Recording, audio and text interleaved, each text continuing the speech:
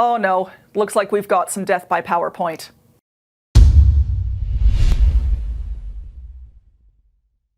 Greetings and good day, fellow presenters. My name is Lauren Sergy, and this is Communication Q&A, where we get into your thorny speaking and communication issues.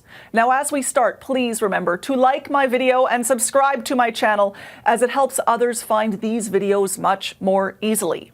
Today's question is from Marcy, who says, "Hi Lauren, I've got some presentation problems." Don't we all, Marcy?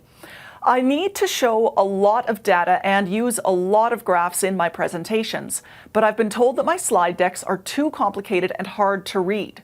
I've tried to dress them up with different colors and layouts, but I'm still getting complaints. How can I fix this? Marcy, every person watching this channel right now who has to communicate a lot of technical info, data, and numbers in their presentation is really glad you asked this question. Now, I haven't seen examples of your slides, but I'm willing to bet they contain a lot of info. And the rule for showing data on slide decks is that you must simplify to clarify. Usually, we stuff too much info into our graphs, showing most or all data points in a single set. This puts a really big burden on your audience because they have to first figure out how to read your graph and then interpret all of those points while also listening to you. Our brains can't read and listen at the same time, so people quickly get overwhelmed with information.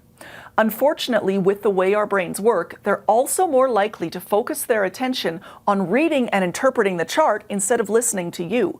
That's doubly problematic because the most important info should be what's coming out of your mouth and not necessarily what is being shown on the screen. It's crucial that you simplify your slides, especially your graphs, so that they're easier for people to read. This will mean cutting out a fair bit of information from the slides themselves. Part of your job as the presenter is to figure out the bare minimum that the audience needs to know in order to understand your point, to make a decision, or to take an action. You want to pull out the top few data points that will do that, and then show only those points to your audience. Everything else is background info, important to you to do your job, but not important for the audience to do theirs. You needed all the info in the set to do your analyses or to come up with your recommendations, but they only need a sliver of that. So figure out which sliver is most impactful and design your slides to highlight that. You can highlight those crucial points by removing the extra information altogether or by fading it out so that only the most pertinent info is highlighted. But Lauren, you say, I can't strip all that stuff out. I'm required to give them all of the info. They need the full graphs and tables. It's a must.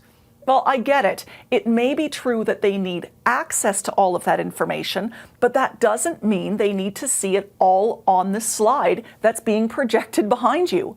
That is where handouts and attachments come in. Put the full graph or data set on a separate handout that you can print out and pass around or email to the attendees. They can bring those with them and refer to them as they wish, and your slides can remain tidy and easy to read, focused only on that most important information.